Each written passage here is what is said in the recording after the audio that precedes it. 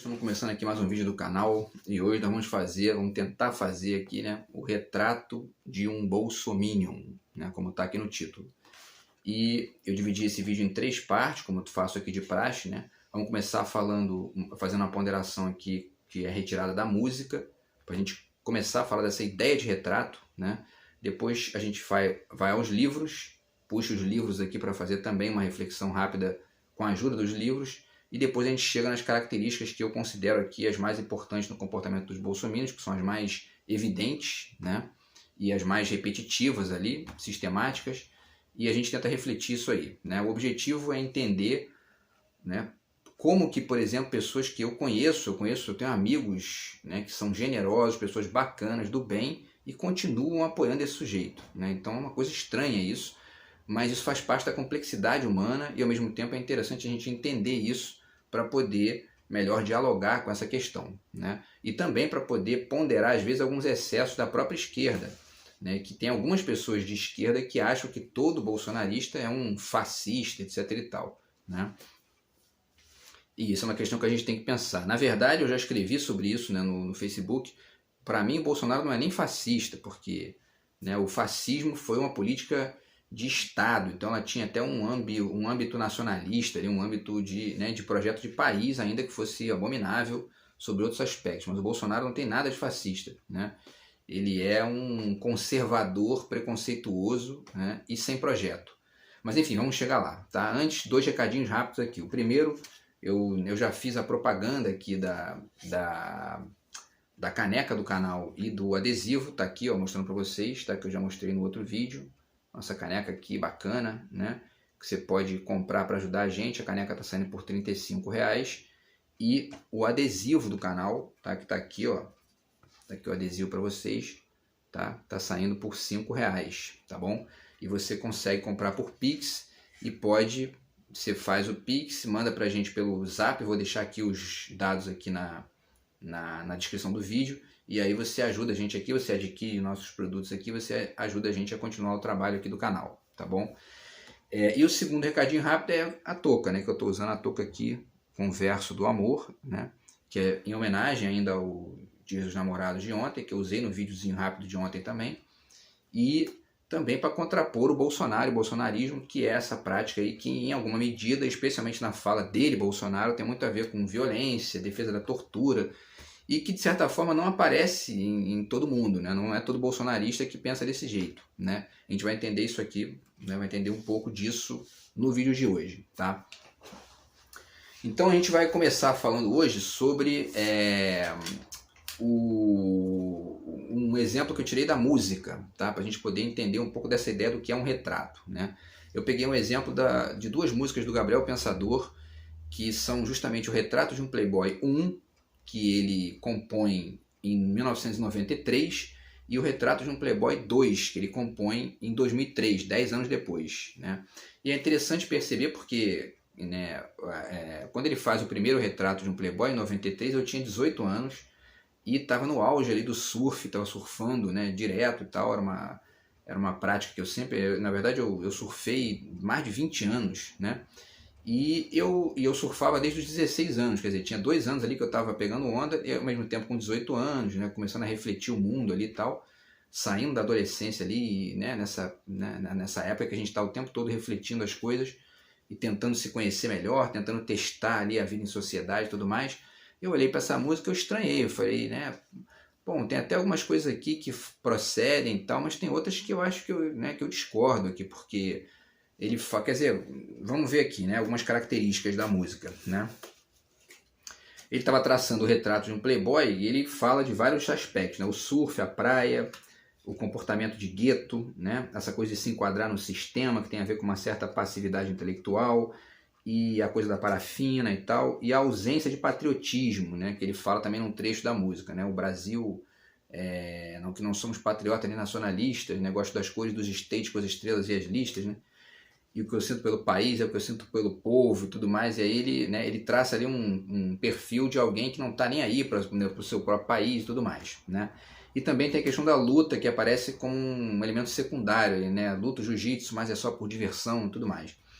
E, enfim, esse retrato inicial que ele traça em 93, as características dele são nitidamente conectadas com aquele perfil californiano, havaiano, né, que é o surfista realmente da Califórnia, do Havaí, que tem aquela coisa da parafina, do reggae, etc e tal, né? E que no Brasil aparece, na perspectiva do Gabriel Pensador, como um alienado completo, né? E uma pessoa ali que só vive para pegar onda e não quer saber de estudar, não quer saber de refletir o mundo e tudo mais. E em certo sentido, há até uma certa razão. Eu olhei para aquilo e falei, bom, realmente, eu olho para algumas pessoas aqui que pegam onda, realmente tem gente que não está nem aí para livro, não está nem aí para estudo, não quer saber de nada, não se interessa por política, não se interessa por, né, por porcaria nenhuma. Não gosta de nordestino, não gosta, né, quer dizer... mas ao mesmo tempo eu olhava e falei, não é todo mundo assim, nem todo mundo é assim, né? Inclusive tem um grande amigo meu, Pedro, que está no Havaí agora, grande abraço para ele, Pedrinho, grande abraço aí, irmão, que é um cara que pensa, um cara inteligente e é surfista, entendeu? É meu amigo desde aquela época, né? E, enfim, então eu olhei para aquilo e falei, bom, e eu não me enquadro nisso, falava, eu não me enquadro nisso, porque, né, eu gosto de ler, gosto de estudar e tudo mais, ainda que eu gosto também de pegar onda né, e tal, de parafina, etc e tal. Então, quer dizer, isso é um aspecto complicado. Por quê? Porque o retrato, ele muitas vezes já acaba recaindo no rótulo, né? E você vai no dicionário para ver o que significa rótulo, é isso, né? É uma qualificação de maneira simplista, é você qualificar de forma simplista. É você resumir a pessoa a um conjunto de características quando as pessoas são muito mais amplas que isso, né? E aí é interessante quando ele faz a letra do segundo retrato de um Playboy, que é de 2003, o retrato é outro, né? Uma característica que era, na verdade, secundária no primeiro retrato, que é justamente a coisa da luta, vira o núcleo do segundo retrato. Quer dizer, o Playboy que é retratado em 2003, ele já é um Playboy violento, um Playboy agressivo, né? Muitas vezes covarde, né? E aí eu também anotei algumas características, quer dizer, já começa falando de porrada, a luta vira o núcleo, né, da coisa, a violência é mais importante até do que a alienação ali na descrição do vídeo, ainda que as duas coisas andem juntas, né? E, enfim, é isso, né? Ainda que também a violência não seja, obviamente, exclusividade dos playboys, né? Evidentemente, né? Tem um monte de gente que não se enquadra no tipo do playboy, mas que são violentos, né? Só que aí isso também não resume a coisa, né? Sim, mais um detalhe, né? É interessante ponderar que o MMA surge em 1993 nos Estados Unidos e aos pouquinhos vem chegando aqui no Brasil, né? E ele realmente explode no Brasil em 2011, né? E essa música do Gabriel Pensador é de 2003, ou seja, né, ele já estava percebendo essa movimentação aqui que desembocou nessa onda do MMA. E não estou dizendo aqui que todo lutador é uma pessoa violenta na rua, mas enfim, o fato é que esse é um certo símbolo que começa a se hegemonizar ali nesse comportamento de uma certa parcela da elite, né? Por outro lado, isso também não resume o que são as pessoas, né? E a gente tem que citar o Samba da Mangueira aqui de 2019, que é muito interessante, né? Que eles falam, que os compositores falam na letra, que eles têm um trecho que diz, né? As mulatas, tamoios, mulheres, tamoios, mulatos, eu quero um país que não está no retrato, né? Então tem sempre alguma coisa que não está no retrato, né? E a própria diferença entre o retrato de 93 e de 2003 mostra isso, quer dizer, os retratos mudam, né? E seria interessante saber como que o Gabriel Pensador faria hoje um retrato de um bolsominion, por exemplo, né? E a gente vai tentar ajudar aqui, de repente a gente dá uma dica aqui para ele fazer uma letra bacana aí também, né? Quem sabe, né? Então, enfim, e aí a gente passa para os livros, tá? Porque os livros podem ajudar a gente a refletir isso, né? Vamos ver o tempo aqui, tá? Então, rapidamente, vamos passar pelos livros. E eu peguei um exemplo de cada gênero, né? Ou aspas, gênero, né? Um conto, um romance, né? Um autor de filosofia e um de poesia para a gente pensar essa questão, tá? O primeiro é o Gogol, esse livro aqui, esse conto O Retrato, né? Que é muito interessante, que eu já falei dele em outro vídeo aqui também. E é a história de um pintor jovem, né? O Tchartkov, que ele vai construindo a carreira dele e tal. E tem um trecho, né? O conto fala sobre várias ideias, né? do que é arte para o Gogol também. E tem um trecho muito interessante aqui que está na página 30, né? Que é o seguinte, é uma senhora que chega, né? ela pede um retrato da filha para o Tchartkov faz o retrato da filha dela. Quando ela vai buscar, ela olha para um outro retrato lá que é de uma deusa grega e confunde, né? Fala, essa aqui é minha filha, obrigado, ficou sensacional, não sei o quê. E o Tchartkov fala, não, mas minha senhora, isso aqui não é o retrato da sua filha, isso aqui é uma deusa grega. Não, claro que é e tal, não sei o que quer dizer. Para ela, é a filha dela, né? Então, quer dizer, o que é o retrato? Né? O que você vê, o que as pessoas veem, né? Cada um tem um olhar, né? E aí, a partir desse retrato, que ela se engana, entre aspas, né? Porque não é bem um engano, é uma visão que ela tem, né? Ele passa a ficar famoso e passa a pintar, né? Passa a receber um monte de clientes, né? E na página 32 tem um outro trecho aqui que é interessante, que diz o seguinte: as senhoras pediam que o retrato desse conta, antes de mais nada, da alma e do caráter, o resto devendo ser muitas vezes completamente negligenciado, né? Quer dizer, o que é o retrato de alguém, né? É uma característica física, uma característica ideológica, uma característica emocional, enfim, né? É uma discussão muito ampla isso, né? E cabe aqui, dá para fazer até um curso sobre isso, né? Enfim, mas é uma questão importante para a gente levar em conta. O segundo livro interessante que a gente pode mostrar aqui já é um retrato mais extenso, que é um romance, né? De 293 páginas, que é o Retrato do Artista Quando Jovem, do James Joyce, né? E aí tem um trecho aqui do Antônio Ruaiz, que faz a introdução do livro, que ele diz o seguinte, né? Nele, ou seja, no romance, né, estão contidos os engermes, condimentos e materiais básicos da criação artística fundamental de Joyce. Nele repontam, aí aqui vem uns traços, né, do retrato, os problemas do espírito, o aleatório do curso da vida, a luta do indivíduo, a emergência da pessoa, né, a vocação e todos os seus meandros de obstáculos e o mito da busca da arte, da beleza, do sentido, quando não da vida, de uma vida, né? Quer dizer, ele está traçando um retrato mais extenso aqui, que é o retrato de um episódio, de uma época, né, da vida, né, para se ver como essa coisa é muito sanfona, né? Você faz um retrato às vezes curto, às vezes longo, né, e nenhum desses retratos diz o que é a pessoa de maneira mais ampla, né? E, enfim, essa questão do retrato como extensão também remete aos românticos alemães, né, que já situaram lá o romance como uma figura de reflexão e tal, e o James Joyce exercita isso muito bem aqui. Tá? Nosso terceiro exemplo é o Émile Cioran, filósofo romeno, que a gente também já falou dele aqui em outro vídeo. Ele tem esse livro muito interessante que é o Antologia do Retrato. Tá? Ele faz vários retratos aqui que são máximas, ao mesmo tempo perfis, né? Quer dizer, nesse livro aqui ele faz uma reflexão sobre o que é o retrato e fala de retratistas, né? Então vários retratistas conhecidos aqui que ele faz, né, perfis desses retratistas, ele faz retratos dos retratistas, né? E aí, enfim, Saint-Simon, né, Madame de Dufin, o Rivarol, né, Etienne Dumont, o Talleyrand, né, Madame de Staël, né, o Chateaubriand, Benjamin Constant, Tocqueville, enfim, né?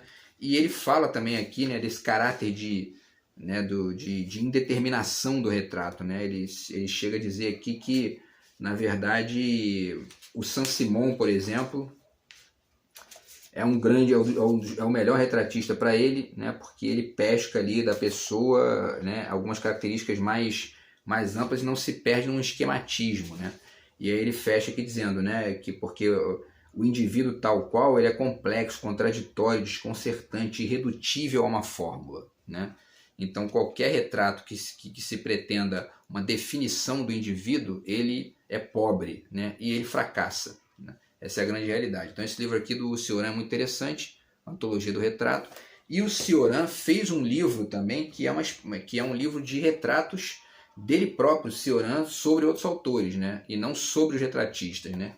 Que é o Exercícios de Admiração, no qual ele faz vários perfis aqui também, vários retratos, né? Do Borges, do Beckett, enfim, do Fitzgerald também, tá? E é um livro muito interessante também do Cioran, tá bom? Tem inclusive uma frase aqui que é muito famosa, que diz assim, o pior que pode acontecer a um autor é ele ser compreendido, né? Isso também tem a ver com a questão do retrato, né? Mas enfim, e aí a gente fecha aqui essas referências com o Manuel de Barros, né? O Manuel de Barros tem um livro chamado Retrato do Artista Quando Coisa, que é um deslocamento do romance do Joyce, né? Eu não tenho esse livro aqui, mas eu tenho alguns poemas desse livro nessa compilação, que é o meu quintal é maior do que o mundo, né? E aí aqui na página 107, né, ele diz justamente, né, ele termina esse poema no qual ele começa com essa frase, retrato do artista quando coisa, com a frase, já enxergo o cheiro do sol, né, com o verso, né, já enxergo o cheiro do sol. E você só consegue enxergar o cheiro do sol quando você sai do esquematismo, né, dessa perspectiva do sol como uma imagem meramente, ou como uma sensação. Você começa a ampliar e partir para uma lógica que é inclusive a do antirretrato, que é, na verdade, talvez o grande e amplo trato que você possa fazer com as coisas, com a pessoa, com a vida, né? Que é tentar conhecer a coisa de maneira menos esquemática, né? E aí ele, na página 108, tem outro poeminha aqui que ele fala, que ele usa uma expressão que é assim, faço vaginação com palavras até meu retrato aparecer, né? Enfim, é isso, né? Essa coisa da criação, né? Da lógica de semear ali o mais amplo que alguém pode ter, né? E aí ele no Guardador de Águas, né, tem um capítulo aqui que começa, né, que se chama, na verdade, o título do capítulo é Retrato quase apagado em que se pode ver perfeitamente nada, né? E aí no poema que está aqui na página 61, ele diz, concluindo, há pessoas que se compõem de atos, ruídos, retratos, outras de palavras. Poetas e tontos se compõem com palavras, né? Quer dizer, a poesia é justamente isso, né? Você fazer uma espécie de retrato quase apagado em que se pode ver perfeitamente nada, para que você possa ali tentar dar conta de matizes mais amplos das pessoas, né? E é por essas e outras que eu não gosto muito de biografia, né? Nunca fui muito de ler biografia, mas eu li duas autobiografias, que são a da Agatha Christie e a do Borges, né? Que está aqui, ó, um ensaio autobiográfico, né? E o título mostra que o Borges também não era tão ingênuo a esse ponto de achar que biografia é uma coisa que, né, que resume as pessoas, e é por isso que ele intitula de ensaio, né? Enfim, que é um livro muito interessante do Borges também, tá? E aí a gente chega, vamos ver o tempo, na questão dos bolsominions, né? Vamos tentar traçar um retrato de algumas características que comparecem, né? É um retrato, um esboço, na verdade, do que seria o comportamento bolsominion. Quer dizer, são umas tendências que você percebe, mas que são difusas, que se conectam com outros comportamentos, enfim, mas que ajudam a gente, de repente, a entender aí um aspecto desse tipo de pessoa, né? Desse tipo de comportamento, melhor dizendo, né? E aí eu separei aqui 6 características, tá? Que eu acho que comparecem nos bolsominions, ou no comportamento bolsominion, tá? A primeira é um moralismo da corrupção, né? Por que eu estou chamando de moralismo da corrupção? Não é porque a corrupção seja um problema a ser deixado de lado, pelo contrário, é um problema importantíssimo que deve ser considerado, deve ser ponderado, deve ser discutido e deve ser, né, o tempo todo investigado. Porém, contudo, todavia, entretanto, no comportamento bolsominion, você percebe que isso fica uma espécie de... Isso quase que norteia a defesa quase que sistemática que eles fazem do governo Bolsonaro. Por quê? Porque o comportamento bolsominion não olha para projeto. Não olha para projeto. Eles ficam o tempo todo perdendo tempo falando em corrupção, corrupção, corrupção, corrupção, e não se atentam para diferenças de economia, diferenças de perspectiva, né, para a educação, para a saúde, para tudo mais. Ficam só naquela coisa de corrupção, e esse moralismo da corrupção atrapalha a entender de maneira mais ampla a importância dos projetos, né? A segunda característica tem a ver com uma espécie de amor pela polícia, né? E aí isso reflete bastante aquela característica do segundo retrato de um playboy do Gabriel Pensador, que é a violência, né, chegando num núcleo da identidade ali, ou no núcleo do tipo do playboy de 2003, né? Os bolsominions e o comportamento bolsominion realmente são muito... fãs da polícia, né, como se fosse uma solução para tudo.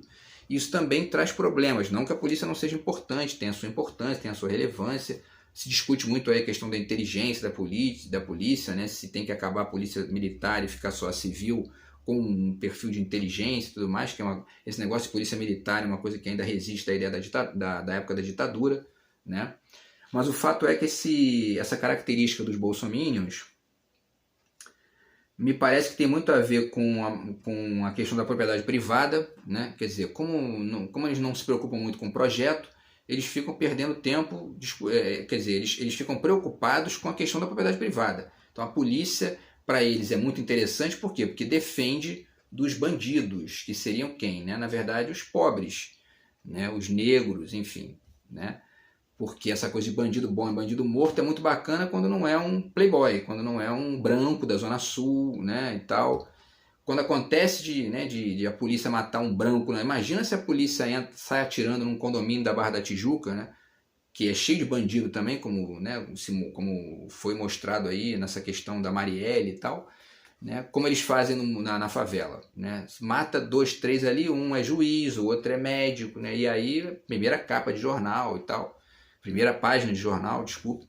Quer dizer, né? Então, e aí isso vai afetar, né? Porque é muito bacana dizer que o bandido bom é o bandido morto quando morre o preto da favela, né? E, enfim, que é mais um ali, um número, né, na cabeça de quem pensa assim, né?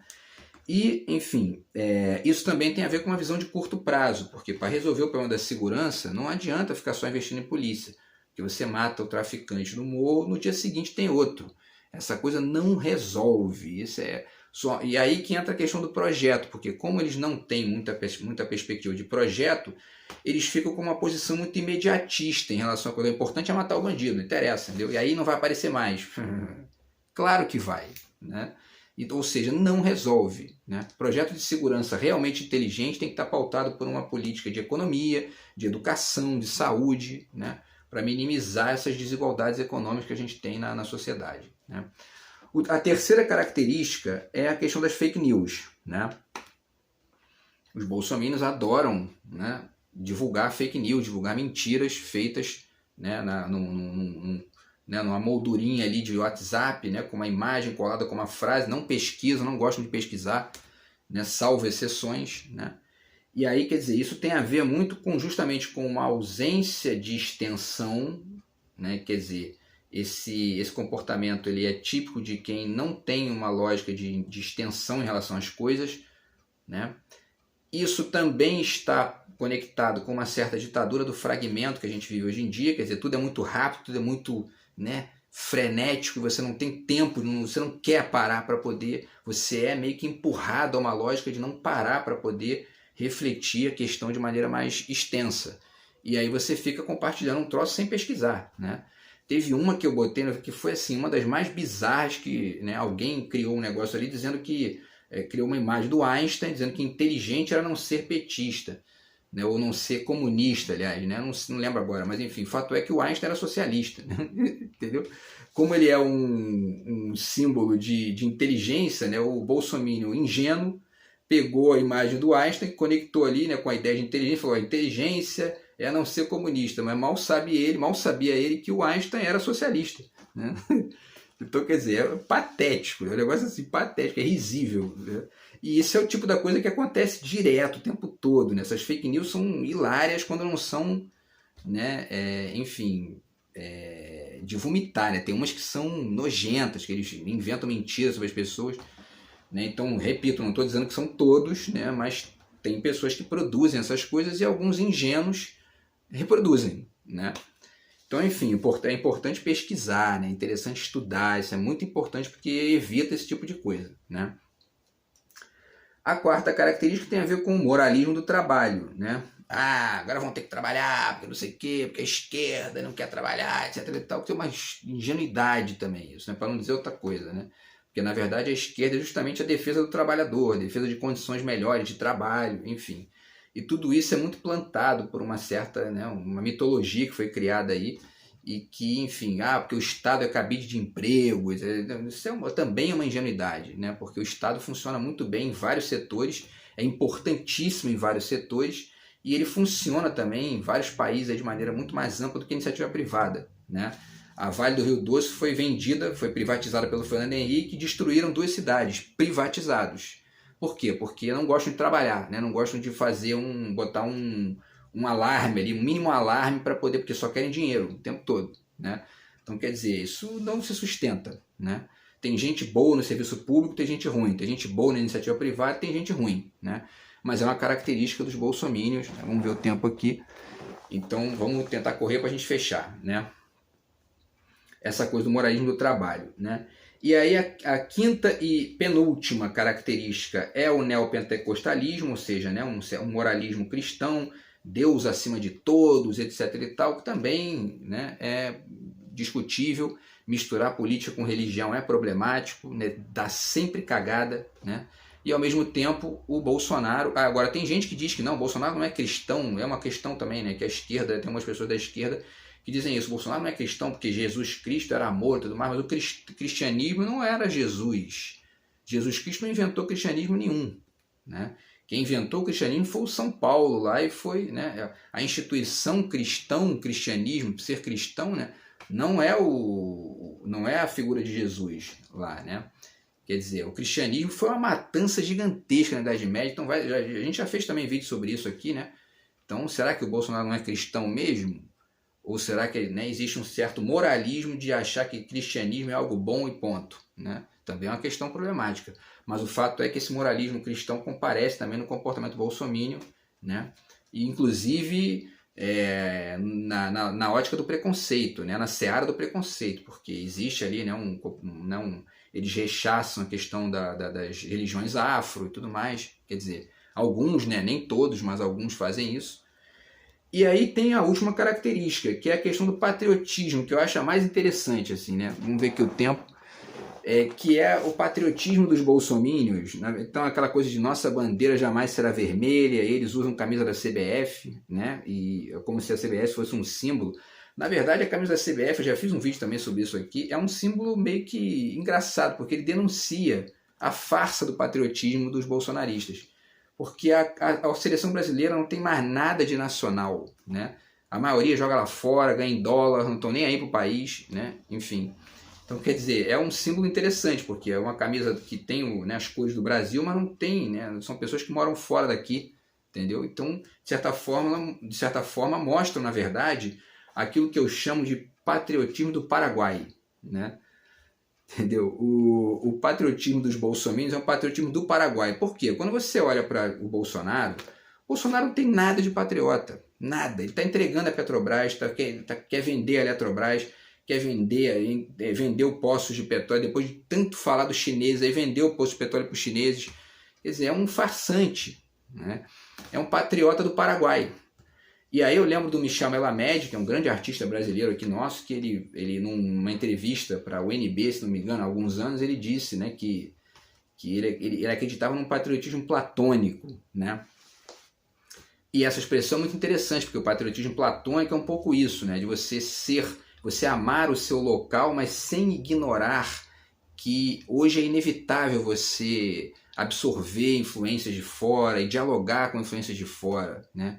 E aí você percebe que a consequência, né, até eu anotei aqui, a consequência desse patriotismo do Paraguai, dos bolsominions, é o ódio, e aí misturado com essa moral do trabalho meio tosca ali, é o ódio a imigrantes, pobres, né, haitianos, enfim, né, e tudo mais. Então, quer dizer, é interessante porque essa é a sexta característica dos bolsonaristas, né, do comportamento bolsominion, tá?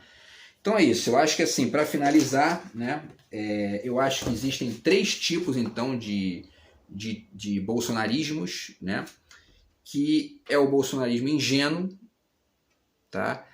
É o bolsonarismo neoliberal cínico de ocasião e o protofascista, né? E eu chamo de protofascista porque de fascista mesmo, não tem nada, né? Porque é um patriotismo do Paraguai, né?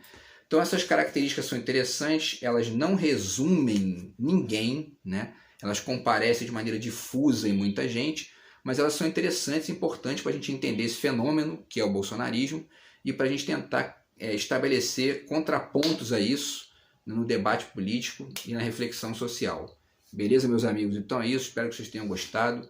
Se você gostou, curta aqui o vídeo, compartilhe com os amigos e vamos continuar os debates aí, porque tem eleição esse ano e a gente tem que vencer o Bolsonaro, né? Então é isso, galera. Grande abraço aí. Até a próxima. Valeu!